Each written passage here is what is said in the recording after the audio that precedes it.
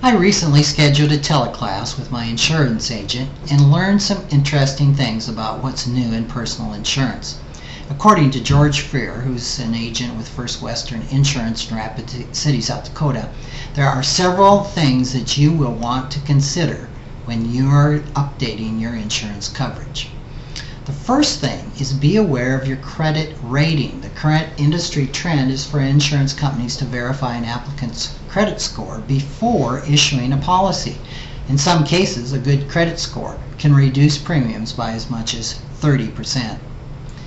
Vehicle loan gap coverage is another issue. If you lease a vehicle or buy a new one with no down payment, there may be a period of time when the car has a cash value less than the amount you owe on it. In fact, this is very normal. You can get gap insurance that will pay the difference in case the car is totaled.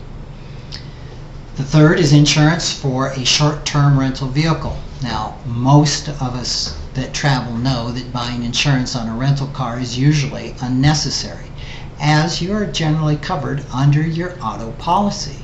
This coverage, however, would not extend to anyone not listed on your policy who may drive the rental car. It also does not cover foreign countries except Canada. You may have some coverage in a foreign country, though, through your credit card, but it would only cover damage to the car, not liability.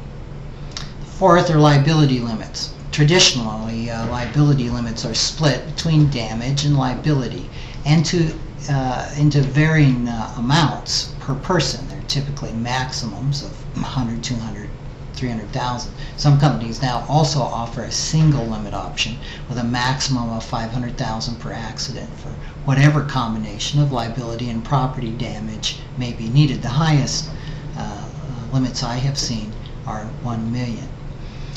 The fifth is ownership of vehicles by a trust. In recent years, this has become more common, and insurance companies generally don't have a problem covering both the trust as the owner of the vehicle and you as the driver. Number 6, homeowner replacement coverage. This is a crucial issue with homeowners insurance, and that is to make sure you have high enough coverage in case you have to rebuild your home. Most companies now offer an option of 25% or 50% more than the policy amount. So if your home is covered for $200,000, that would extend an additional $50,000 or $100,000. The cost for this increased coverage is relatively small, with the 50% option increasing the premium by only 5%.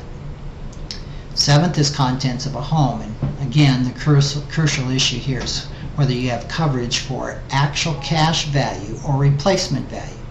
The difference between getting garage sale prices or retail prices for your furniture is really what we're talking about.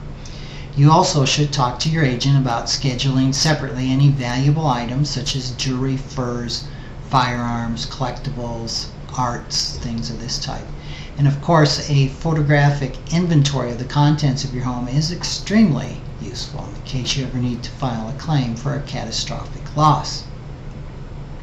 Finally, homeowners coverage for people who don't live in your home. Children who are full-time students but older than the age limit specified in your policy can still be covered. For a relatively small increase in your premium, you can add them to your policy so they will have liability coverage and protection for their personal property up to 10% of the amount of your coverage. In the same way, you can cover elderly parents or other relatives such as grandparents, in-laws, aunts, uncles. Anybody, for example, who lives in a retirement apartment, assisted living facility, or a nursing home. Now, these are the highlights of what's new with insurance. The complete audio of George's presentation is available in the client-only section of our website at www.kahlerfinancial.com. His overall recommendation, of course, is to talk with your agent periodically to make sure your coverage is up to date and is appropriate for your needs.